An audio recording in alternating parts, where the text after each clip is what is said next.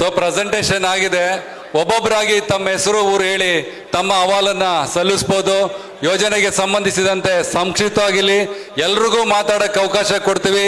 ತಮ್ಮ ಅಹವಾಲನ್ನ ಯೋಜನೆ ಪರವಾಗಿ ತಾವೆಲ್ಲ ಮಾತಾಡ್ಬೋದು. ಹಾಗೆ ಎಲ್ರಿಗೂ ಅವಕಾಶವಾಗೋದಕ್ಕೆ ಸ್ವಲ್ಪ ಸಂಕ್ಷಿಪ್ತವಾಗಿ ಮಾತನಾಡಬೇಕು ಅಂತ ಈ ಮೂಲಕ ತಮ್ಮಲ್ಲಿ ಕೇಳ್ಕೊಳ್ತೀವಿ. ಒಂದು ನಿಮಿಷ, ನೀವು ಸಂಕ್ಷಿಪ್ತ ಅಂತ ಮಾತಾಡ್ಲಿಕ್ಕೆ ಬರೋದಿಲ್ಲ.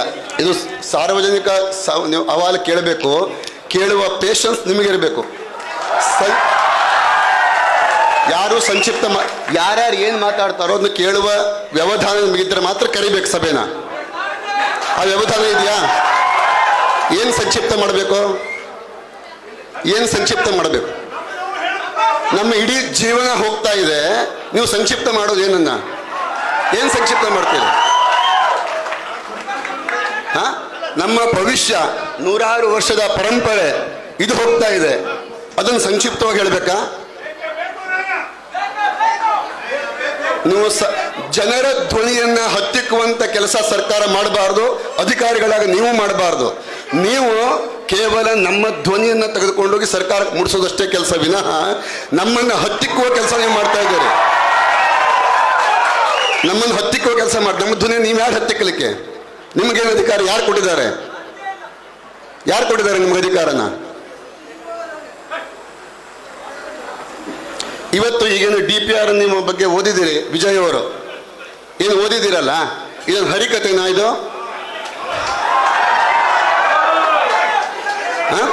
ಈ DPR ಅನ್ನ ಅಟ್ಲೀಸ್ಟ್ ಸಾರ್ವಜನಿಕರಿಗೆ ಎಲ್ಲರಿಗೂ ಸಹ ಒಂದು ಮುದ್ರಣ ಕೊಟ್ಟು ಕನ್ನಡದಲ್ಲಿ ಕೊಡಿ, ಅವರು ಓದಿಕೊಳ್ಳಿ, ಆಮೇಲೆ ನಿಮ್ಮ ಅಹವಾಲನ್ನು ಕೇಳಿ ನಾವು ಉತ್ತರ ಕೊಡ್ತೇವೆ. ಇವತ್ತು ಬಂದು ನಿಂತ್ಕೊಂಡು 10 ನಿಮಿಷದಲ್ಲಿ 40 ನಿಮಿಷದಲ್ಲಿ ನೀವು ಕೇಳಿಕೊಂಡು ಜನರ ಹತ್ರ ಪ್ರಶ್ನೆ ಕೇಳಿದ್ರೆ ಜನ ಏನು ಕೊಡಬೇಕು? ಜನಸಾಮಾನ್ಯರಿಗೆ ಅರ್ಥ ಆಗ್ಬೇಕಲ್ಲ. ಅವ್ರಿಗೆ ಅರ್ಥ ಆಗ್ತಾ ಇದೆಯಾ? ಜನರಿಗೆ ಅರ್ಥ ಆಗ್ತಾ ಇದೆಯಾ? ಅರ್ಥ ಆಗ್ತದೆಯಾ? ಸಾರ್ವಜನಿಕ ಅಹವಾಲನ್ನು ಕಡಿಬೇಕಾದ್ರೆ ನಿಮ್ಮ ಸುಪ್ರೀಂ ಕೋರ್ಟ್ ಆದೇಶ ಏನು ಹೇಳಿದೆ? ನೀವು ಏನು ಮಾಡ್ತಾ ಇದ್ದೀರಿ ಅದನ್ನ ಸಾರ್ವತ್ರಿಕವಾಗಿ ಕೊಡಬೇಕು. DPR ಕೊಟ್ಟಿದ್ದೀರಿ ಅಂತ ಹೇಳಿದ್ರಿ, ಎಲ್ಲಿ DPR ಕೊಟ್ಟಿದ್ದೀರಿ? ಕೊಡ್ಲಿಲ್ಲ ಇವತ್ತಿಗೆ. ಒಂದು ಈ DPR ಸಂಬಂಧಪಟ್ಟಂತೆ ಬೇಡ, ಈಗ ನೀವು ಅದು ಸೂಕ್ಷ್ಮತೆ ಇದೆ ಅಂತ ಇಟ್ಕೊಳ್ಳೋಣ, ಒಪ್ಕೊಳ್ತೇನೆ. ನೀವು ಇವತ್ತಿಗೆ ಓದಿದ್ದೀರೋ ಇದನ್ನ ಸಾರ್ವಜನಿಕರಿಗೆ ಕೊಟ್ಟಿದ್ರೆ ನಾವು ಸಿದ್ಧತೆ ಮಾಡಿ ಬರ್ತೀವಿ. ನಿಮ್ಮ ಜನ ಕೂತ್ಕೊಳ್ಳಿ, ನಾವು ಮಾತನಾಡ್ತೇವೆ. ನಿಮ್ಮ ಸೈಂಟಿಸ್ಟ್ ಯಾರಿದ್ದಾರೆ, ಅಥವಾ ನಿಮ್ಮ ಭೂ ವಿಜ್ಞಾನಿಗಳು ಯಾರಿದ್ದಾರೆ, ಸರ್ಕಾರದ ತಾಂತ್ರಿಕ ವಿಜ್ಞಾನಿಗಳು ಯಾರಿದ್ದಾರೆ, ಕರೀರಿ. ನಾವು ಸಹ ನಮ್ಮ ಕಡೆಯಿಂದ ನಾವು ಎಲ್ಲ ಸೈಂಟಿಸ್ಟ್ ಇಂದ ಹಿಡಿದು ಎಲ್ಲರನ್ನೂ ಕರೆಸ್ತೇವೆ, ಕೂತ್ಕೊಂಡು ಚರ್ಚೆ ಮಾಡೋಣ. ಬೇಕಾದ್ರೆ ಇನ್ಸೈಡ್ ಚರ್ಚೆ ಮಾಡಬೇಕು ಅಥವಾ ಪಬ್ಲಿಕ್ ಅಲ್ಲಿ ಚರ್ಚೆ ಮಾಡಬೇಕು, ಮಾಡಕ್ಕೆ ನಾವು ಸಿದ್ಧ ಇದ್ದೇವೆ. ನೀವು ರೆಡಿ ಇದ್ದೀರಾ? ನೀವು ಸಿದ್ಧ ಇದ್ದೀರಾ? ಯಾವುದಾದ್ರೂ ನಾವು ರೆಡಿ ಇದ್ದೇವೆ, ಸಿದ್ಧ ಇದ್ದೀರಾ? ಇದ್ರ ಬಗ್ಗೆ ಬೇಕು, ನಮ್ಮ ವಿಚಾರ ಬೇಕು. 2006ನೇ ಇಸ್ವಿಯಲ್ಲಿ ಈ ಯೋಜನೆ ಬಗ್ಗೆ ನೀವು ಶುರು ಮಾಡಿದಂಥದ್ದು. ಈಗ 2024ಕ್ಕೆ ಬಂದಾಗ 10,000 ಕೋಟಿ ಬಂತು. ಪ್ರಾರಂಭದಲ್ಲಿ 4,000 ಕೋಟಿ, 6,000 ಕೋಟಿ, 8,000 ಕೋಟಿ, 10,400 ಕೋಟಿಗೆ ಬಂದ್ಬಿಟ್ಟಿದೆ. ಈಗ ಕಾರ್ಯ ಪ್ರಾರಂಭ ಆಗುವ ಮೊದಲೇ 17 ವರ್ಷದಲ್ಲಿ ಇದರ ವೆಚ್ಚ ಇದೆಯಲ್ಲ, ಒಂದಕ್ಕೆ ಎಷ್ಟು ಮಟ್ಟಾಯ್ತು? 10,500 ಕೋಟಿ ಆಯ್ತು. ಸರಿ, ಈ ಪ್ರಾಜೆಕ್ಟ್ ಅಲ್ಲಿ ನೀವು ಏನು ವೆಚ್ಚವನ್ನು ಮಾಡಿದಿರಿ, ಯಾವುದಕ್ಕಾಗಿ ಮಾಡ್ತಾ ಇದ್ದೀರಿ? ಸರಿ, ಇಷ್ಟಕ್ಕೂ ಸಹ ನೀವೇ ಒಂದು ಮಾತನ್ನ ಕೊನೆಯ ವಿಡಿಯೋ ಪ್ರೆಸೆಂಟೇಷನ್ ಮಾಡೋ ಸಂದರ್ಭದಲ್ಲಿ ಕೊನೆಯ 1 ನಿಮಿಷದಲ್ಲಿ ಹೇಳಿದಿರಿ. ಏನು ಹೇಳಿದಿರಿ ಇದರಲ್ಲಿ? ಕೊನೆಗೆ ಇದನ್ನ ನೀರನ್ನ ಮೇಲ್ಗಡೆ ಎತ್ಕೊಳ್ಳಿಕ್ಕೆ, ಸಾರಾಗುವಾಗ ಹೋಗ್ತದೆ, ಮೇಲ್ಗಡೆ ಎತ್ಕೊಳ್ಳಿಕ್ಕೆ ವಿಂಡ್ ಮಿಲ್ ಮತ್ತು ಸೌರ ವಿದ್ಯುತ್ತನ್ನು ಬಳಸ್ತೇವೆ ಅಂತ ಹೇಳಿದಿರಿ ನಿಮ್ಮ ವಿಡಿಯೋದಲ್ಲಿ. ಈಗ ಇದೆ. ಹಾಗಿದ್ರೆ ಅದೇ ವಿಂಡ್ ಮಿಲ್ ಅನ್ನ ಅಥವಾ ಸೌರ ವಿದ್ಯುತ್ ನೀವು 2,000 ಮೆಗಾವ್ಯಾಟ್ನಲ್ಲಿ ಉಪಯೋಗಿಸ್ತೀರಿ ಅಂತ ಆದ್ರೆ ಇದನ್ನ ಪ್ರಾರಂಭಕ್ಕೂ ಸಹ ಸಂಪೂರ್ಣ ಮಾಡಿದ್ರೆ ಇಡೀ ಪರಿಸರ ಉಳಿತದಲ್ಲ. ಮಾನ್ಯ ಜಿಲ್ಲಾಧಿಕಾರಿಗಳಲ್ಲಿ ಗೌರವಯುತವಾಗಿ ಒಂದು ಪ್ರಶ್ನೆ ಕೇಳ್ತೇನೆ, ಬೇಸರಿಸಬಾರ್ದು, ವೈಯಕ್ತಿಕ ತೆಗೆದುಕೊಳ್ಬಾರ್ದು. ಭೂಮಿಯ ಮೇಲ್ಭಾಗದ ಸುರಂಗದಲ್ಲಿ ಎಷ್ಟು ತೊಂದರೆ ಇದೆ ಅನ್ನೋದು ಬಹುಶಃ ಸ್ವತಃ ತಮ್ಮ ಆವಾಸ ಸ್ಥಾನ ಸುರಂಗದ ಮೇಲ್ಗಡೆಗೆ ಇದೆ ಅಂತ ಅಂದ್ಕೊಂಡಿದ್ದೇನೆ. ಅಲ್ಲಿ ಪರಿಸರ ಸೂಕ್ಷ್ಮ ಜೀವಿಗಳು ಇವತ್ತಿಲ್ಲ. ಅಲ್ಲಿ ಎಷ್ಟು ಅವಘಡನೆ ಆಗ್ತದೆ ಅನ್ನೋದು ಬಹುಶಃ ನಿಮಗೂ ದಿವಸ ಗೊತ್ತಿರಬಹುದು. ಹಾಗಾಗಿ ಅಧಿಕಾರ ಒಂದು ಭಾಗ ಆದರೆ ಮಾನವೀಯತೆ ದೃಷ್ಟಿಯಿಂದ ಇನ್ನೊಮ್ಮೆ ಯೋಚನೆ ಮಾಡಿ.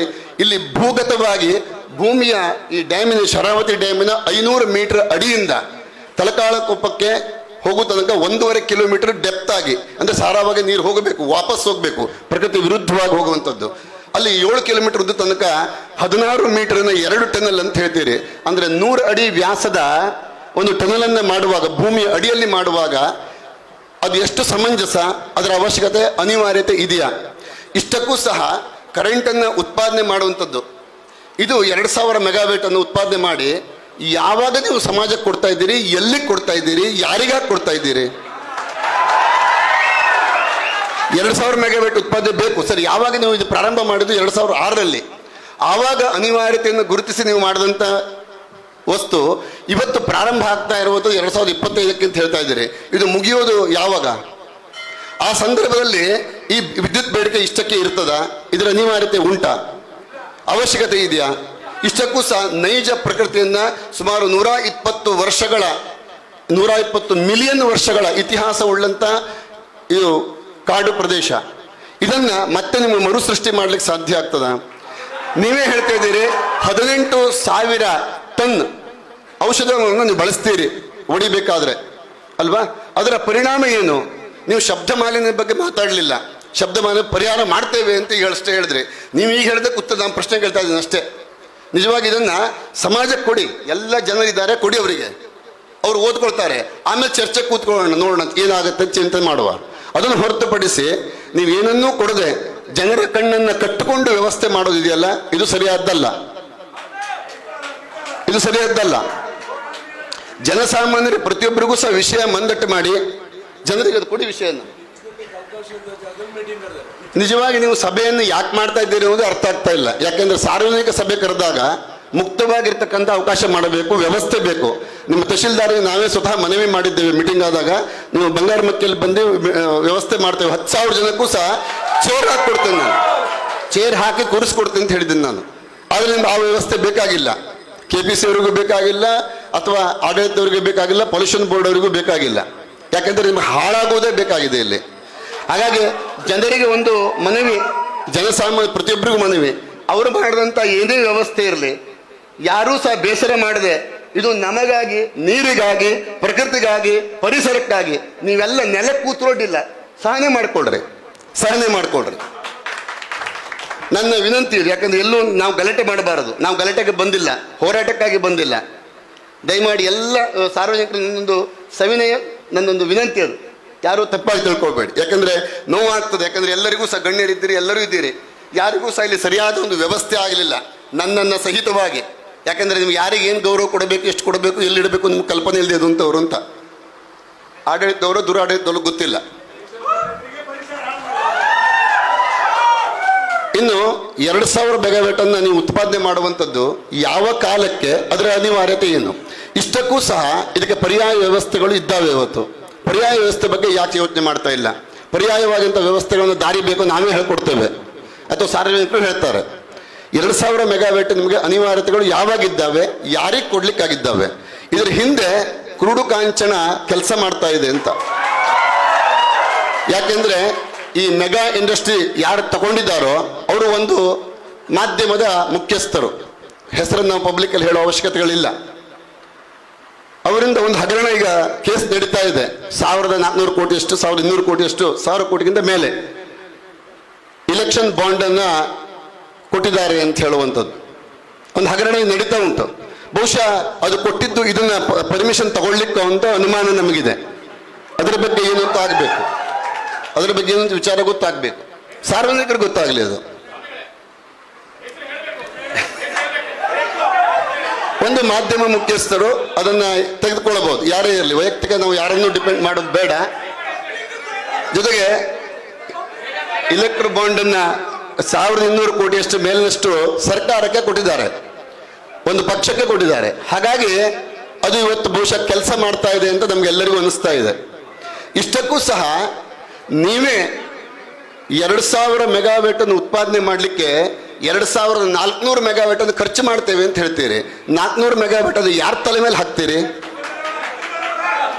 ಯಾರ ತಲೆ ಮೇಲೆ ಹಾಕ್ತೀರಿ? ಅದನ್ನು ವಿಚಾರ ಮಾಡಬೇಕು. ಜೊತೆಗೆ ಇವತ್ತು 10,000 ಕೋಟಿ ಅಂತ ನೀವು ಬಜೆಟ್ ಅನ್ನು ಘೋಷಣೆ ಮಾಡಿದ್ದೀರಿ. ಸರ್ಕಾರದಲ್ಲೂ ಬಜೆಟ್ ಇಟ್ಟಿರಬಹುದು, ಗೊತ್ತಿಲ್ಲ. ಒಂದು ಕಡೆ ಹೇಳ್ತಾರೆ ಹಣಕಾಸು ಇಲಾಖೆ ಯಾವುದೇ ರೀತಿಯ ಹಣಕಾಸಿನ ವ್ಯವಸ್ಥೆ ಕೊಡ್ಲಿಕ್ಕೆ ಆಗೋದಿಲ್ಲ ಅನ್ನೋದನ್ನ ಸ್ಪಷ್ಟವಾಗಿ ಕೊಟ್ಟಂತ ಆದೇಶ ಪ್ರತಿ ನಮ್ಮ ಹತ್ರ ಉಂಟು. ಕೊಡ್ಲಿಕ್ಕೆ ಆಗೋದಿಲ್ಲ ಅಂತ ಹೇಳಿದ್ದಂತು. ಹಾಗಿದ್ರೆ ಈ ವಿಚಾರಕ್ಕೆ ಹಣಕಾಸು ಎಲ್ಲಿಂದ ಬರ್ತಾ ಇದೆ, ಯಾರು ಕೊಡ್ತಾ ಇದ್ದಾರೆ? ಇನ್ನು 13 ಇಲಾಖೆಗಳಿಂದ ಪರವಾನಗಿ ತೆಗೆದುಕೊಂಡಿದ್ದೀರಿ ಅಂತ ನೀವು ಹೇಳ್ತಾ ಇದ್ದೀರಿ. ಯಾವ 13 ಇಲಾಖೆಯಿಂದ ಪರವಾನಗಿ ತೆಗೆದುಕೊಂಡಿದ್ದೀರಿ?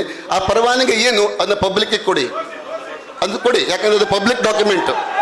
ನಿಮ್ಮ DPR ಅಲ್ಲ, ಅದು ನಿಮ್ಮ DPR ಅಲ್ಲ ಅಲ್ವಾ, ಅದು ಪಬ್ಲಿಕ್ ಡಾಕ್ಯುಮೆಂಟ್. ನೀವು 13 ಇಲಾಖೆಯ ಪರವಾನಗಿಯನ್ನು ಅದು ಬಹಿರಂಗಗೊಳಿಸಿ ಏನು ಮಾಡಿದ್ದೀರಿ ಅಂತ. ಮತ್ತೆ ಈಗ ತಾವು ಹೇಳಿದಂಥ ಓದಿದಂಥ ಪುರಾಣದಲ್ಲಿ ಎಲ್ಲ ಅದು ಪರಿಷ್ಕರಿಸಲಾಗುವುದು, ಅದನ್ನು ಮಾಡಲಾಗುವುದು, ಇದನ್ನು ಹೋಗಲಾಗುವುದು, ಇದನ್ನು ಕೊಡಲಾಗುವುದು, ಇಷ್ಟೇ.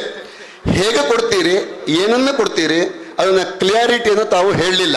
ಮತ್ತೆ ಕ್ಲಿಯಾರಿಟಿಯನ್ನು ಈಗ ಹೇಳಿ ಈಗ ಅದಕ್ಕೆ ನಾವು ಪ್ರಶ್ನೆ ಕೇಳಲಿಕ್ಕೆ ಆಗದೇ ಇರುವಂಥದ್ದು. ಯಾಕಂದರೆ ಪ್ರತಿಯೊಬ್ಬರಿಗೂ ಓದ್ಕೊಳ್ಳಿಕ್ಕೆ ನೋಡ್ಕೊಳ್ಳಿಕ್ಕೆ ಅವಕಾಶ ಬೇಕು. ಎಲ್ಲವುದೂ ಸಹ ಕನ್ನಡದಲ್ಲಿ ಇರಬೇಕು, ಕನ್ನಡದಲ್ಲಿ ಇರಬೇಕು, ಇಂಗ್ಲೀಷಲ್ಲಲ್ಲ. ನಮಗೆ ಇಂಗ್ಲೀಷ್ ಬರೋದಿಲ್ಲ, ನಮಗೆ ಕನ್ನಡದಲ್ಲಿ ಬೇಕು, ಪ್ರತಿಯೊಬ್ಬರಿಗೂ ಸಹ ಬೇಕು. ಅದನ್ನು ನೀವು ಜನಸಾಮಾನ್ಯರಿಗೆ ಮುಟ್ಟಿಸ್ಕೊಂಡು ಇವತ್ತು ಆಹ್ವಾನ ಸಭೆ ಕರೆದಿದ್ರೆ ಖಂಡಿತವಾಗಿ ಸಂತೋಷ ಆಗ್ತಿತ್ತು ನಮಗೆ. ಅದೇನನ್ನೂ ಕೊಡದೆ ನಮ್ಮನ್ನೆಲ್ಲ ಒಂದು ರೀತಿಯಲ್ಲಿ ಕಣ್ಣು ಮುಚ್ಚಾಲೆ ಮಾಡಿ ಒಳಗಡೆ ಇಟ್ಕೊಂಡು ನೀವು ಕೆಲಸ ಮಾಡ್ತಾ ಇದ್ದೀರಿ. ಇದಕ್ಕೆ ನಾವು ಸಂಪೂರ್ಣವಾಗಿ ವಿರೋಧವನ್ನ ಮಾಡ್ತಾ ಇದ್ದೇವೆ, ಸಂಪೂರ್ಣ ವಿರೋಧ ಮಾಡ್ತಾ ಇದ್ದೇವೆ. ಮತ್ತೆ ಈಗಾಗಲೇ ನಾವು ಕೇಂದ್ರ ಸರ್ಕಾರಕ್ಕೆ ನಾವು ಮನವಿಯನ್ನು ಮಾಡಿದ್ವಿ.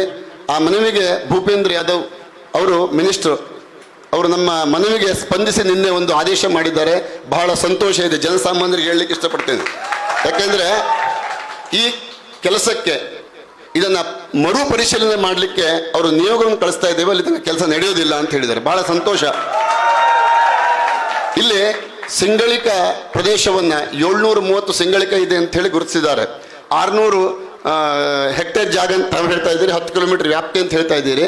ಸರಿ, ನೀವು 18,000 ಟನ್ನನ್ನು ಔಷಧಿ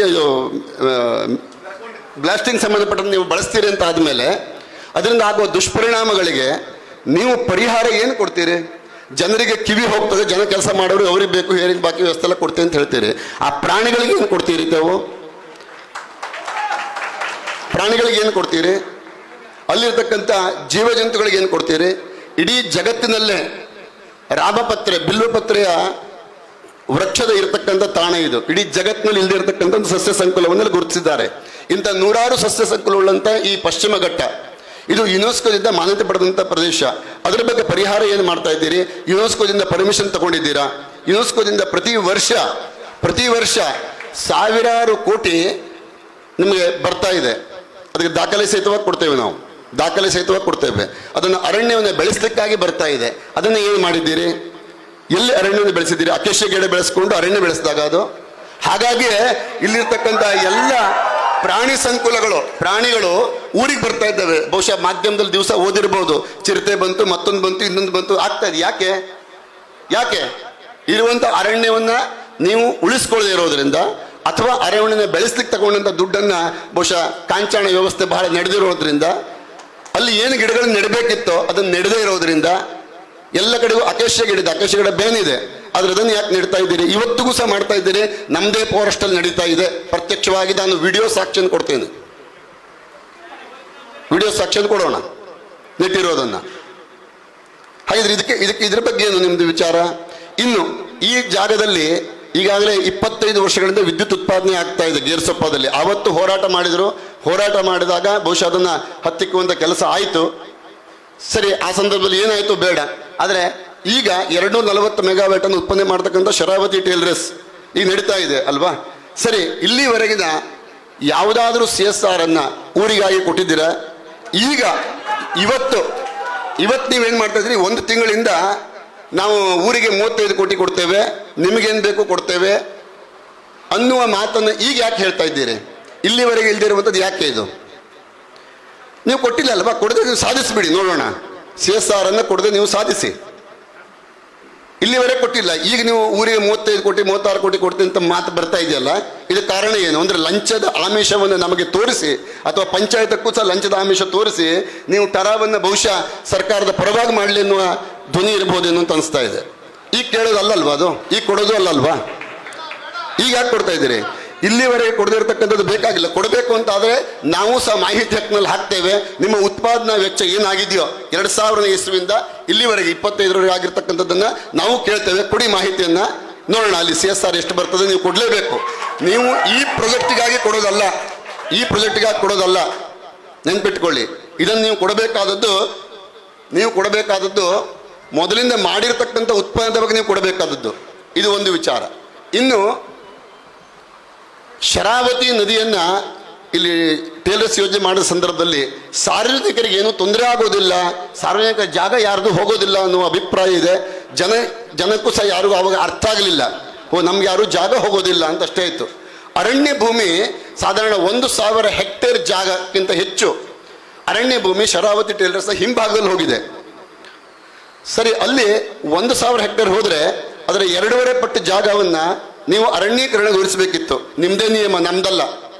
ನಿಮ್ಮದೇ ನಿಯಮ, ಫಾರೆಸ್ಟ್ ಇಲಾಖೆಯಲ್ಲಿ ಇರ್ತಕ್ಕಂಥ ನಿಯಮಗಳು. ಸರಿ, ಅದಕ್ಕೆ KPC ಅವರು ಫಾರೆಸ್ಟ್ ಇಲಾಖೆಗೆ ಸಂಬಂಧಪಟ್ಟಂತೆ ಅದರ 2.5 ಪಟ್ಟು ಜಾಗವನ್ನು ಎಲ್ಲಿ ಗುರುತಿಸಿದ್ದೀರಿ? ಬಹುಶಃ 25 ವರ್ಷ ಹಿಂದೆ ನೆಟ್ಟಿದ್ರೆ ಈಗ 25 ವರ್ಷ ದೊಡ್ಡ ಮರ ಆಗಿರ್ಬೇಕಲ್ಲ ಅದು.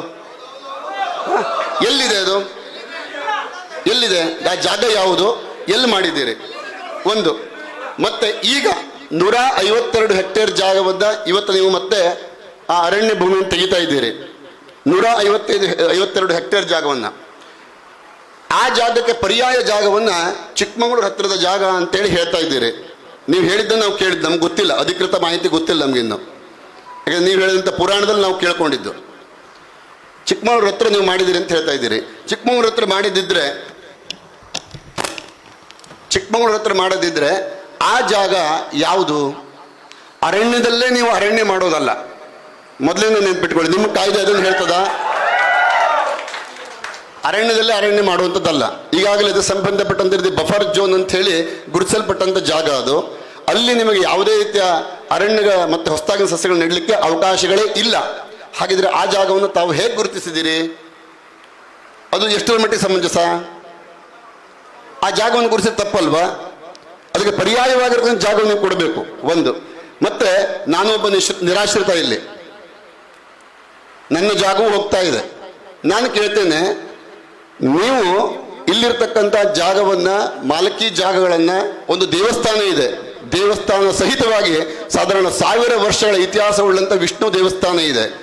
ಅದಕ್ಕೆ ಏನು ಪರಿಹಾರ? ಅಲ್ಲಿ ಜಾಗವನ್ನು ತೆಗೆದುಕೊಳ್ಳಿಕ್ಕೆ ಮುಂದೆ ಬರ್ತಾ ಇದ್ದೀರಿ. ಖಂಡಿತ ನನ್ನ ಎದೆ ಮೇಲೆ JCB ಹಚ್ಕೊಂಡು ನೀವು ಹೋಗ್ಬೋದು,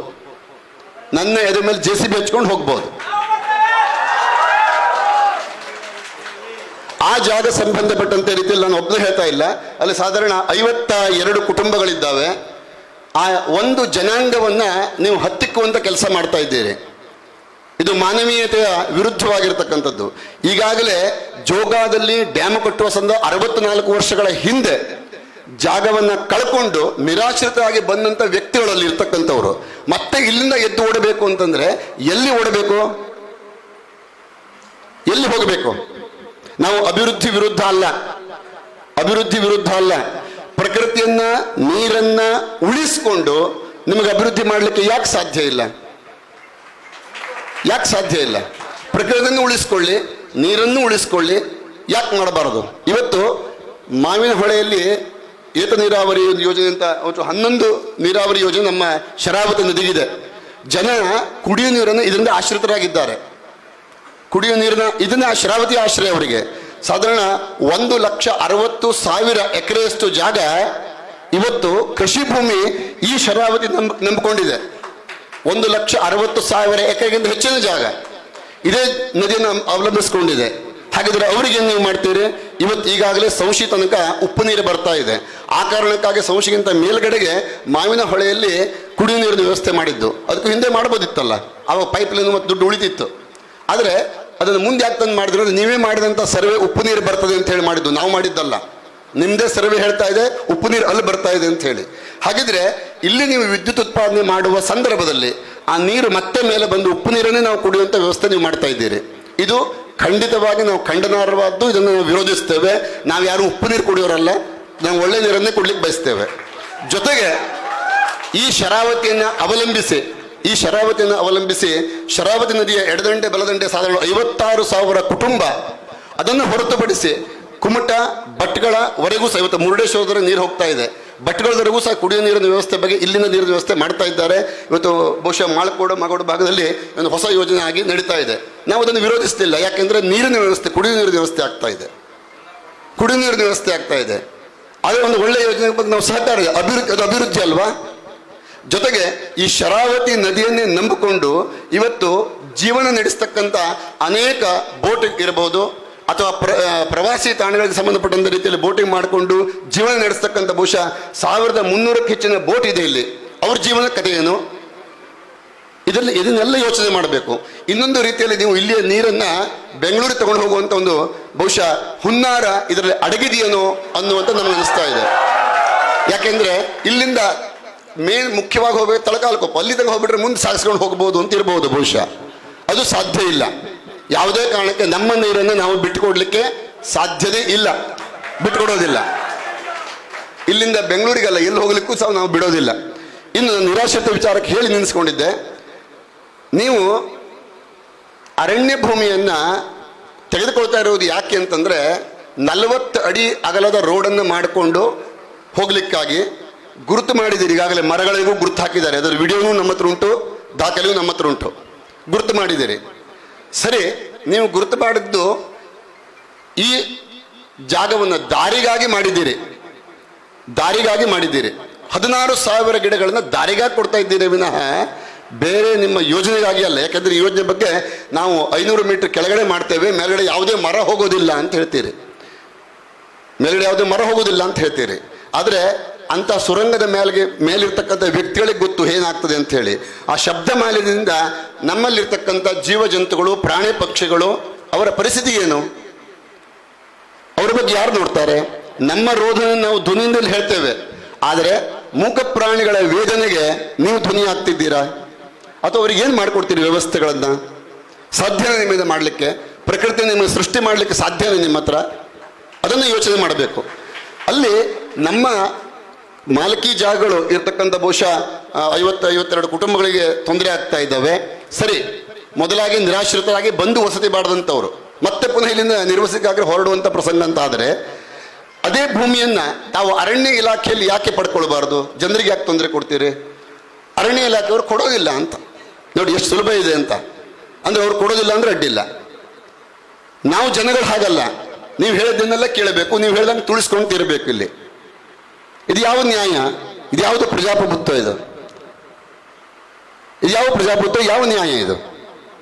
ಇದಕ್ಕೊಂದು ಅರ್ಥ ಬೇಕಲ್ವಾ? ನಿಮಗೊಂದು ನ್ಯಾಯ, ನಮಗೊಂದು ನ್ಯಾಯನ? ನಿಮ್ಮ ಆಡಳಿತ ವ್ಯಕ್ತಿಗಳಿರ್ತಕ್ಕಂಥ ಬೇರೆ ಬೇರೆ ಇಲಾಖೆಗೆ ಒಂದು ನ್ಯಾಯ, ಸಾರ್ವಜನಿಕರಿಗೆ ಒಂದು ನ್ಯಾಯನ? ನೀವೇ ಹಾಕ್ಕೊಂಡಂಥ ಜೋನಿ ಇರಬಹುದು ಅಲ್ವಾ? 10 ಕಿಲೋಮೀಟರ್ ವ್ಯಾಪ್ತಿ ನೀವು ಹೇಳಿದಿರಿ, ಒಪ್ಕೊಳ್ತೇನೆ. ಒಂದು ಕಾಳಿಂಗ ಸರ್ಪದ ಜೋನ್ ಇದೆ, ಸಿಂಗಳಿಕ ಜೋನ್ ಇದೆ ಅಲ್ವಾ? ಅಭಯಾರಣ್ಯ ಸಂಪೂರ್ಣ ಇದೆ. ಕೇವಲ ಒಂದು ಭಾಗ ಅಷ್ಟೇ, 10 ಕಿಲೋಮೀಟರ್ ವ್ಯಾಪ್ತಿ ಅಲ್ಲ, ಸಂಪೂರ್ಣವಾಗಿದೆ ಅಭಯಾರಣ್ಯ. ಹಾಗಿದ್ರೆ ಈ 3 ಬೇಲಿಗಳನ್ನು ನೀವೇ ಮುರಿತಾ ಇದ್ದೀರಿ, ನೀವೇ ಮುರಿತಾ ಇದ್ದೀರಿ. ಮೊದಲೇ ಈ ಪ್ರಾಜೆಕ್ಟನ್ನು ಹೊನ್ನಾವರದಲ್ಲಿ ನೀವು ತೋರಿಸುವಾಗ ಅಲ್ಲಿ ತೋರಿಸಿದಂಥ ಪ್ರಾಜೆಕ್ಟೇ ಒಂದು. ಮೊನ್ನೆ 16ನೇ ತಾರೀಕಿಗೆ ಕಾರ್ಗಲ್ ಕೊಟ್ಟರೆ ಅಲ್ಲಿಯ ವಿಚಾರವೇ ಒಂದು. ಆನಂತರ ಇವತ್ತಿಲ್ಲಿ ತೋರಿಸ್ತಾ ಇರುವ ಹೇಳುವ ವಿಧಾನವೇ ಇನ್ನೊಂದು.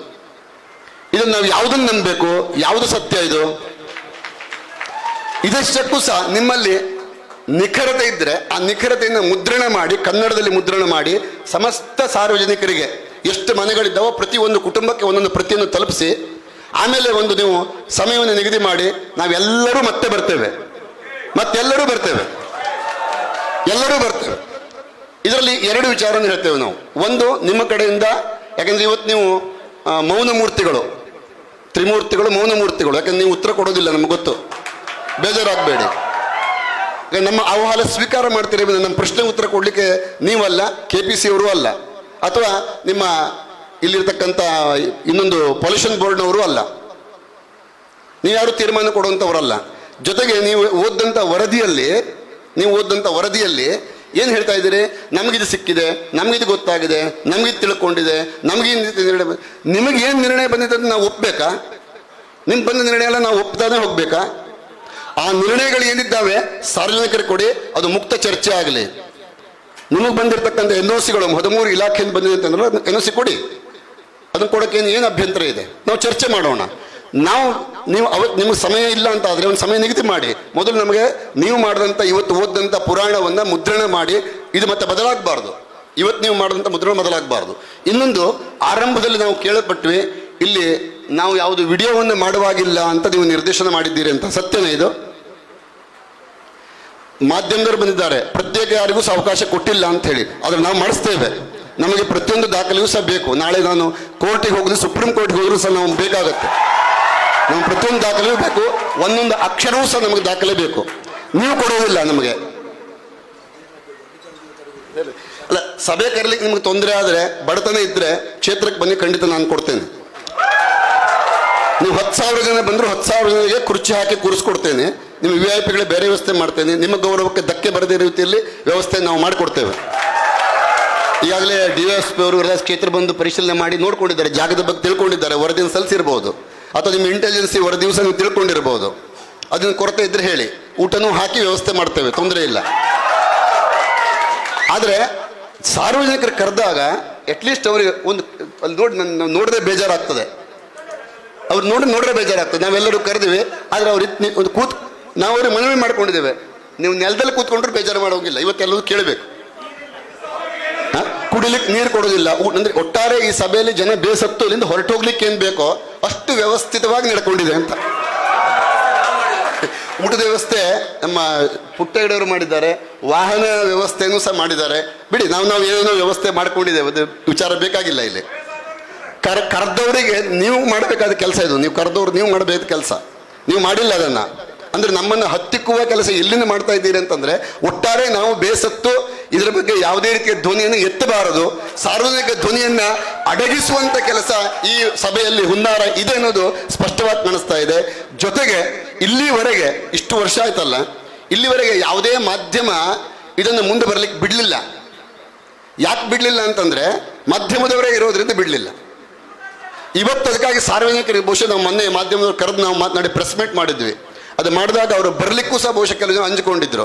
ಆದರೆ ನಾವು ಕರೆಸಿ ಅದನ್ನು ಪಬ್ಲಿಷನ್ ಮಾಡಿದ್ದೀವಿ. ಅವರೆಲ್ಲರೂ ಸಹಕಾರ ಮಾಡಿ ನಿಜವಾಗಿ ನನ್ನ ಮಾಧ್ಯಮದವರಿಗೆ ಅಭಿನಂದನೆ ಸಲ್ಲಿಸ್ತೇನೆ. ಇಲ್ಲಿ ಅದಕ್ಕೆಲ್ಲ ಸಾರ್ವಜನಿಕರಿಗೆ ಗೊತ್ತಾಗ್ತಿರ್ಲಿಲ್ಲ. ಅವ್ರಿಗೆ ಗೊತ್ತಾಗಬೇಕು ಅಂದ್ರೆ ಯಾರು ಹೇಳಬೇಕಲ್ಲ, ಒಬ್ಬರು. ಹಾಗಾಗಿ ಮಾಧ್ಯಮದವರಿಗೆ ಮತ್ತೆ ವಿನಂತಿ ಮಾಡ್ಕೊಳ್ತೇವೆ, ಇಲ್ಲಿ ಇರತಕ್ಕಂಥ ವಿಚಾರಗಳನ್ನು ಪಿನ್ ಟು ಪಿನ್ ಅಂತ ನೀವು ಜನಕ್ಕೆ ಸಾಮಾನ್ಯರಿಗೆ ಮುಟ್ಟಿಸುವಂಥ ಸೇತು ಬಂದ ನೀವು ಸೇತುವೆಯಾಗಿ ಕೆಲಸ ಮಾಡಬೇಕು. ನೀವು ಇನ್ನು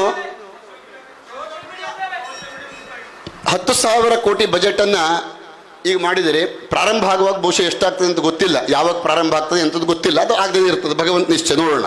ನಮ್ಮ ಹೋರಾಟದ ಧ್ವನಿ ಆಗಬಾರದು ಅಂತ. ಆದರೆ ನಿಮ್ಮ ಬಜೆಟ್ ಸಾಲ ಮಾಡಿ ಈ ಬಜೆಟನ್ನು ಮಾಡಿ ಇದನ್ನು ಯಾರು ತೀರಿಸಬೇಕು? ಪ್ರಜೆಗಳು ನಾವೇ ತೀರಿಸಬೇಕಲ್ವಾ? ಕರೆಂಟ್ ಯಾರಿಗೆ? ಇವತ್ತು 15 ದಿವಸದ ಹಿಂದೆ KPC ಅವರು ತೀರ್ಮಾನ ಮಾಡಿದ್ರು ಗೇರ್ಸಪ್ಪಕ್ಕೆ ಕರೆಂಟ್ ಕೊಡಬೇಕು ಅಂತ ಹೇಳಿ. ಸತ್ಯನ KPC ಅವ್ರದ್ದು ಇಲ್ಲಿ ಲೈನನ್ನು ಮಾಡಲಿಕ್ಕೆ ಆದೇಶ ಮಾಡಿದ್ದಾರೆ. ಇಲ್ಲಿವರೆಗೆ ಇಷ್ಟು ವರ್ಷ ಆದರೂ 2008ನೇ ಇಸ್ವಿಯಲ್ಲಿ KPCಗೆ ನಾವು ಮುತ್ತಿಗೆ ಹಾಕಿದ್ವಿ. ಆವಾಗ ಊರಿನ ಸಾಧಾರಣ 4,500 ಸಾವಿರ ಜನ ಸೇರಿ KPCಗೆ ಮುತ್ತಿಗೆ ಹಾಕಿದ್ದು, ನಾವೇ ಮುಂದಾಳುತ್ತೆ ಅಂತ ಮಾಡಿದ್ದಿತ್ತು ಆ ಸಂದರ್ಭದಲ್ಲಿ. ಆ ಸಂದರ್ಭದಲ್ಲಿ ಕೊಟ್ಟಂಥ ಭರವಸೆ ಈಡೇರಿಸಲಿಲ್ಲ. ಜೊತೆಗೆ ಇಲ್ಲಿ ನದಿಯ ಎಡದಲ್ಲೇ ಬಲದಂಡೆಗಳಲ್ಲಿ ಮೊನ್ನೆ 1 ಲಕ್ಷ ಕ್ಯೂಸೆಸ್, 55,000 ಕ್ಯೂಸೆಸ್, 10,000 ಕ್ಯೂಸೆಸ್, 15,000 ಕ್ಯೂಸೆಸ್ ಅಂತೇಳಿ ನೀರು ಬಿಟ್ರಿ. ಕೃತಕ ನೆರೆ ಬಂತು. ಕೃತಕ ನೆರೆ ಬಂದಾಗ ಅಲ್ಲಿ ಸಾಧಾರಣ 300ಕ್ಕಿಂತ ಹೆಚ್ಚು ಮನೆಗೆ ನೀರು ನುಗ್ಗಿತು. ನೀರು ನುಗ್ಗಿ ಎಷ್ಟು ಹಾನಿ ಆಯಿತು, ದನಕರುಗಳಿಗೆ ಎಷ್ಟು ತೊಂದರೆಗಳಾಯಿತು, ಎಷ್ಟು ಹಾನಿ ಆದವು. ಆ ಹಾನಿಯಾದ ಬಗ್ಗೆ, ಪರಿಹಾರದ ಬಗ್ಗೆ ಕೇಳಿದ್ರೆ ಮಾನ್ಯ ತಹಶೀಲ್ದಾರ್ ಹತ್ರದಲ್ಲಿ ಕೊಟ್ಟರೆ ಅವ್ರು ಏನು ಹೇಳ್ತಾರೆ? ಕೃತಕ ನೆರೆಗೆ ಪರಿಹಾರ ಇಲ್ಲ. ಜನ ಏನು ಮಾಡಬೇಕು? ಈ ಕೃತಕ ನೆರೆಗೆ ಕಾರಣರು ಯಾರು? ನಿಮ್ಮ ಶರಾವತಿ ಟೇಲರ್ಸ್ ಅಲ್ವಾ? ಏನು ಜನಸಾಮಾನ್ಯರು? ಹೌದಲ್ವಾ? ಇದು ಯಾರ್ದು ಹೊಣೆ? ಯಾರು? ಅದಕ್ಕೇನು ಪರಿಹಾರ? ನೀವು ಕರೆಂಟ್ ಬೇಕು ಅಂದಾಗಲೂ ನೀರು ಬಿಡ್ತಾನೆ ಹೋಗ್ತೀರಿ. ಆಗ ನಾವು ಅನುಭವಿಸುವಂಥವ್ರು ನಾವು ಇಲ್ಲಿ ಸಾಧಾರಣ ಗೇರ್ಸಪ್ಪದಲ್ಲಿ ನೀರು ಬಿಟ್ಟ ಸಂದರ್ಭದಲ್ಲಿ ಸಾಧಾರಣ 7-8 ಸಾವುಗಳಾಗಿದ್ದಾವೆ. ದೋಣಿ ಮೊಗಸು ಬಿದ್ದು ನೀರು ಒಂದೇ ಸಲ ಬಿಟ್ಟ ತಕ್ಷಣ ಮೊಗಸು ಬಿದ್ದು ಸಾವಾಗಿದ್ದಾವೆ. ಆ ಸಾವಾದವರು ಏನು ನ್ಯಾಯ? ಅದಕ್ಕೇನು ಕೊಟ್ರಿ? ಅಟ್ಲೀಸ್ಟ್ ನಿಮ್ಮ ಹತ್ರ ನೀರು ಬಿಡುವಾಗ ಒಂದು ಸೈರನ್ ಹಾಕುವಂಥ ವ್ಯವಸ್ಥೆ ಇಲ್ಲ ಇಲ್ಲಿ. ಜೊತೆಗೆ 64 ವರ್ಷಗಳ ಹಿಂದೆ ನಡೆದಂಥ ಡ್ಯಾಮ್ ಜೋಗದಲ್ಲಿ ಕಟ್ಟಿದಂಥದ್ದು ಸಾಧಾರಣ 60,000 ಎಕರೆಗಿಂತ ಮೇಲೆ ಜಾಗ ಇವತ್ತು ಹೋಯ್ತು. 3,800 ದೇವಸ್ಥಾನಗಳು ಹೋಯ್ತು. ಅಲ್ಲಿ ನಿಮ್ಮದೇ ದಾಖಲೆ, ಸರ್ಕಾರಿ ದಾಖಲೆ. ಅಷ್ಟು ದೇವಸ್ಥಾನಗಳು ಹೋಯ್ತು, ಅಷ್ಟು ಜಾಗಗಳು ಹೋಯ್ತು. ಇವತ್ತಿಗೂ ಸಹ ಸಾಧಾರಣ 14,000 ಎಕರೆ ಜಾಗವನ್ನ ಜನರಿಗೆ ಕೊಡಬೇಕಾದ್ದು ಇವತ್ತು ನಿರಾಶ್ರಿತರಾಗಿದ್ದಾರೆ. ಆವತ್ತು ಭೂಮಿ ಕಳ್ಕೊಂಡಂಥವ್ರು ಅವರು, ಅವ್ರ ಮಕ್ಕಳು, ಇವತ್ತು ಮೊಮ್ಮಕ್ಕಳು, ಅವರಿಗೂ ಸಹ ಸಿಗ್ತಾ ಇಲ್ಲ ನ್ಯಾಯ ಅಂತ ಆದ್ರೆ ನಾಳೆ ನೀವು ಇಲ್ಲಿ ಮಾಡಿ ನಮಗೆ ಪರಿಹಾರ ಕೊಡ್ತಿರೋ, ನಮ್ಮ ಮೊಮ್ಮಕ್ಕಳು ತಾಲೂಕು ಪರಿಹಾರ ಕೊಡ್ತಿರೋ ಗೊತ್ತಿಲ್ಲ. ಇಂಥ ಪರಿಹಾರ ನಮಗೆ ಬೇಕಾ? ಅವಶ್ಯಕತೆ ಇದೆಯಾ? ಇಷ್ಟಕ್ಕೂ ಸಹ ಕರೆಂಟ್ ಉತ್ಪಾದನೆ ಬಗ್ಗೆ ನಿಮಗೆ ಪರಿಹಾರ ಬೇಕಲ್ವಾ? ಪರಿಹಾರ ನಾವು ಹೇಳ್ತೇವೆ, ಕೇಳ್ಕೊಳ್ಳಿ. ಸರ್ಕಾರ ಇಚ್ಛಾಶಕ್ತಿಯನ್ನು ತೋರಿಸಬೇಕು. ರಾಜಕೀಯ ವ್ಯಕ್ತಿಗಳು ಇಚ್ಛಾಶಕ್ತಿಯನ್ನು ತೋರಿಸಿಕೊಳ್ಬೇಕು. ಕ್ರಿಯಾಶಕ್ತಿಯನ್ನ ನೀವು ಅಧಿಕಾರಿಗಳು ಮಾಡಿ. ಜ್ಞಾನಶಕ್ತಿಯನ್ನು ನಮ್ಮಂತವ್ರು ಕೊಡ್ತೇವೆ, ತಗೊಳ್ಳಿ. ನಮ್ಮಂತವ್ರು ಜ್ಞಾನಶಕ್ತಿಯನ್ನು ಕೊಡ್ತೇವೆ. ಕ್ರಿಯಾಶಕ್ತಿ ನೀವು ಆಡಳಿತದಲ್ಲಿ ಇರ್ತೀರಿ, ನಿಮ್ಮಂತವ್ರು ಜಾರಿ ತರಬೇಕು ಅದನ್ನ.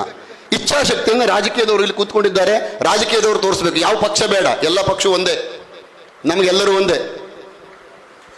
ಇಚ್ಛಾಶಕ್ತಿಯನ್ನು ತೋರಿಸ್ಬೇಕು. ಏನು ಇಚ್ಛಾಶಕ್ತಿಯನ್ನು ತೋರಿಸ್ಬೇಕು?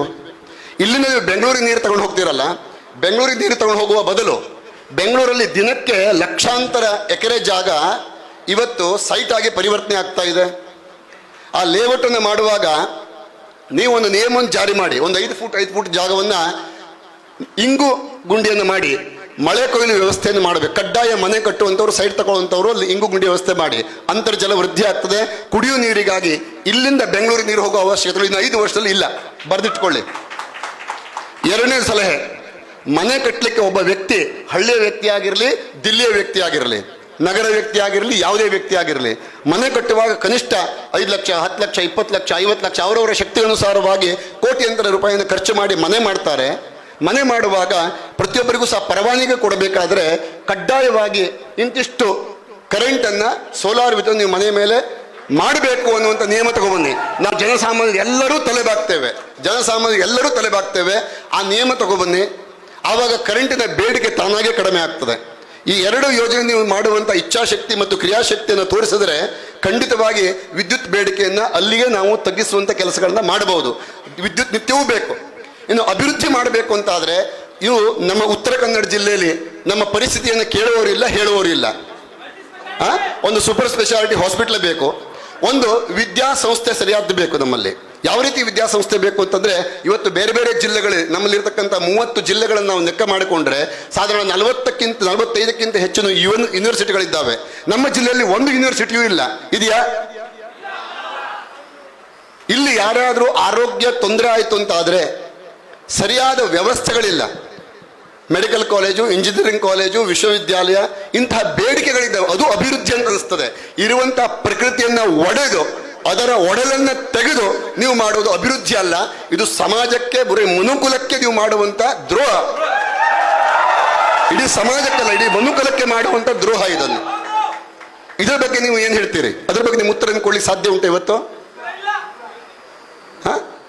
ಈ ವಿಚಾರವಾಗಿ ಯೋಚನೆ ಮಾಡಿ. ಅಭಿವೃದ್ಧಿ ಅದು ಇರ್ತಕ್ಕಂಥ ರೋಡ್ಗಳಲ್ಲಿ ಅದನ್ನು ಸರಿ ಮಾಡಿ, ಇರುವ ರೋಡ್ ಸರಿ ಮಾಡಿ, ಹೊಸ್ತು ಮಾಡಬೇಕಾದ್ದಿಲ್ಲ. ಕುಡಿಯುವ ನೀರಿನ ವ್ಯವಸ್ಥೆ ಮಾಡಿ. ಇದೇ ಶರಾವತಿ ನದಿಯಲ್ಲಿ ಹಿಂದೊಂದು ನಾವು ಯೋಜನೆ ಹಾಕಿಕೊಟ್ಟಿದ್ವಿ, ಮನೆ ಮನೆಗೆ ಕುಡಿಯುವ ನೀರು ವ್ಯವಸ್ಥೆ ಮಾಡಲಿಕ್ಕಾಗಿ. ಒಂದು 5 ಕೋಟಿ ರೂಪಾಯಿಯನ್ನು ಖರ್ಚು ಮಾಡಿದರೆ ಕುಡಿಯುವ ನೀರಿನ ವ್ಯವಸ್ಥೆ ಮಾಡಿ ಮನೆ ಮನೆಗೆ ನೀರು ಕೊಡಬಹುದಿತ್ತು. ಇಲ್ಲಿ ಅದನ್ನು ಮಾಡಲಿಲ್ಲ. ಪೈಪ್ ಮಾತ್ರ ಹೋಗ್ತದೆ, ನೀರು ಬರೋದಿಲ್ಲ. ಸತ್ಯ ಅದು. ಈಗ ಆಗಿದೆ, 3 ಕೋಟಿ ರೂಪಾಯಿ ಖರ್ಚು ಮಾಡಿ ಪೈಪ್ ಮಾತ್ರ ಹೋಗಿದೆ, ನೀರು ಹೋಗ್ತಾ ಇಲ್ಲ. ಅದನ್ನು ಪರಿಶೀಲನೆ ಮಾಡೋರಿಲ್ಲ. ಟೆಂಡರ್ ಆಯಿತು, ಗುತ್ತಿಗೆ ಆಯಿತು, ಕೆಲಸ ಆಯಿತು, ನೀರು ಹೋಯ್ತು ಇಲ್ಲ ಅಂತ ಕೇಳುವವರಿಲ್ಲ. ಅಭಿವೃದ್ಧಿ ಯಾವುದು? ಬಹಳ ಜನ ಹೇಳ್ತಾರೆ ನೀವು ಪರಿಸರವಾದಿಗಳು ಅಥವಾ ನೀವು ಅಭಿವೃದ್ಧಿ ಬಗ್ಗೆ ವಿರೋಧ ಇದ್ದೀರಿ ಅಂತ ಹೇಳ್ತಾರೆ. ನಮಗೆ ಖಂಡಿತ ಅಭಿವೃದ್ಧಿ ಬಗ್ಗೆ ವಿರೋಧ ಇಲ್ಲ.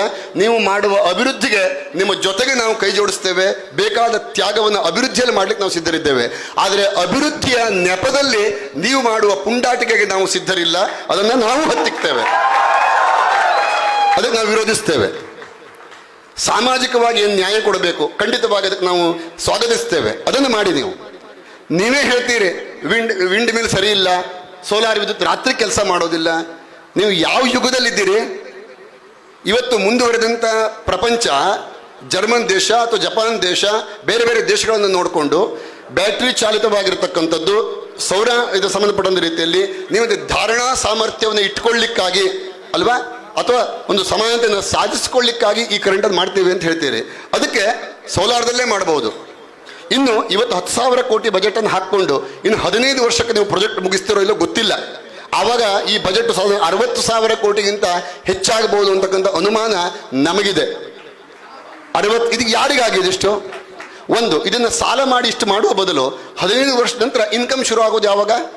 ಇದರ ಔಟ್ಫ್ಲೋ ಇನ್ಫ್ಲೋ ಶುರು ಮಾಡೋಣಂತೆ. ಯಾವಾಗ ಆಗುತ್ತೆ? ನೀವು ಇವತ್ತು ಹಾಕಿದಂಥ ಬಂಡವಾಳ 15 ವರ್ಷದ ನಂತರದಲ್ಲಿ 60,000 ಕೋಟಿಗೆ ಬಜೆಟ್ ಆಗಿ ಮುಕ್ತಾಯ ಆಗಿ ಅಲ್ಲಿಂದ ನೀವು ಶುರು ಮಾಡಿದ ಸಂದರ್ಭದಲ್ಲಿ ಇದರ ಆದಾಯ ಬರೋದು ಯಾವಾಗ? ನೀವು ಸಾಲ ತೀರಿಸೋದು ಯಾವಾಗ? ಅಲ್ಲಿ ತನಕ ನಮ್ಮ ಜನರ ಜೀವವನ್ನು ಹಿಂಡ್ತೀರಿ ನೀವು. ನಮ್ಗೆ ಯಾರಿಗೂ ಬಿಡೋದಿಲ್ಲ ನೀವು ಅಲ್ವಾ? ಟ್ಯಾಕ್ಸ್ ಹಾಕ್ತಿರೋ, ಇನ್ನೊಂದು ಹಾಕ್ತಿರೋ, ಏನೋ ಹಾಕಿ ತೆಗೆ ವಸೂಲಿ ಮಾಡ್ತೀರಿ. ಆ ಸಾಲ ತೀರಿಸ್ಬೇಕಲ್ಲ. 2,000 ಮೆಗಾವೇಟಿಗೆ 2,400 ಮೆಗಾವೇಟ್ ಖರ್ಚು ಮಾಡ್ತಾ ಇದ್ದೀರಿ. ಅದಕ್ಕೆ ಏನು ಹೇಳ್ತೀರಿ? ವಿಂಡ್ ಮಿಲ್, ಸೌರ ಮಿಲ್ಲನ್ನು ಬಳಸಬಹುದು ಅಂತ ಅಲ್ಲಿ ಹೇಳ್ತೀರಿ. ಹಾಗಿದ್ರೆ ರಾತ್ರಿ ಅಲ್ಲಿ ಕರೆಂಟ್ ಬೇಕು ಅಂತಾದರೆ ಯಾವ ವಿಂಡ್ ಮಿಲ್ಲಲ್ಲಿ ನೀವು ನಡೆಸ್ತೀರಿ? ಯಾವ ಸೌರ ವಿದ್ಯುತ್ ನಡೆಸ್ತೀರಿ? ಯೋಚನೆ ಮಾಡಬೇಕಲ್ವಾ? ನಮಗಾದರೆ ಇಂಥ ಯೋಜನೆ ಕೊಟ್ಟರೆ ಅದು ನಡೆಯುವುದಿಲ್ಲ ಅಂತ ಹೇಳ್ತೀರಿ. ನಿಮಗೆ ತಳಕೆಳಗೆ ಹೋದಂಥ ನೀರನ್ನು ಮೇಲೆತ್ತಲಿಕ್ಕೆ 2,000 ಮೆಗಾವೇಟ್ ಬೇಕಲ್ವಾ? ಅದಕ್ಕೆ ವಿಂಡ್ ಮಿಲ್ಲು, ಸೌರ ಮಿಲ್ಲು ಉಪಯೋಗಿಸ್ತೀರಿ. ನಿಮ್ಮದೇ ವಿಡಿಯೋದಲ್ಲಿ ಈಗ ಇದೆ, ಇಲ್ಲೇ ಇದೆ, ಇನ್ನು ಚಾಲನೆ ಮಾಡಿ ನೋಡಬಹುದು. ಕೊನೆಯ 1 ನಿಮಿಷದ ವಿಡಿಯೋದಲ್ಲಿ ಇದೆ, ಇದೆಯಾ ಇಲ್ವಾ? ಅಲ್ವಾ? ಹಾಗಿದ್ರೆ ನಿಮಗೆ 2,000 ಮೆಗಾವೇಟನ್ನು ಮೇಲೆತ್ತಲಿಕ್ಕೆ ಆ ವಿದ್ಯುತ್ತನ್ನು ಬಳಸ್ಲಿಕ್ಕೆ ಬರ್ತದೆ, ಸೌರ ವಿದ್ಯುತ್ತನ್ನು, ವಿಂಡ್ ಮಿಲ್ಲನ್ನು ಬಳಸ್ಲಿಕ್ಕೆ ಬರ್ತದೆ ಅಂತ ಆದರೆ ಇದನ್ನು ಉತ್ಪಾದನೆ ಹೀಗೆ ಬಳಸಿಬಿಡ್ರಲ್ಲ, ಮುಗಿದೋಯ್ತಲ್ಲ. ನೀವು ಮತ್ತೆ ಯಾವ ಭೂಮಿ ತೆಗೆಯುವುದಿಲ್ಲ, ಯಾವುದೂ ಮಾಡಬೇಕಾದಿಲ್ಲ.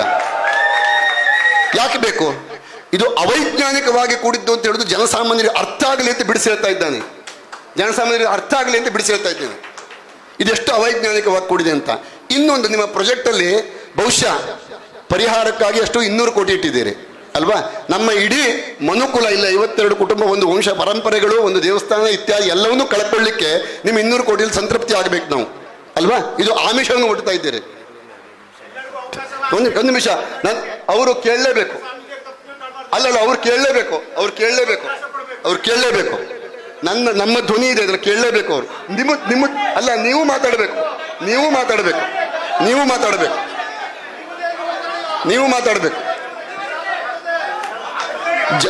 ಒಂದು ನಿಮಿಷ.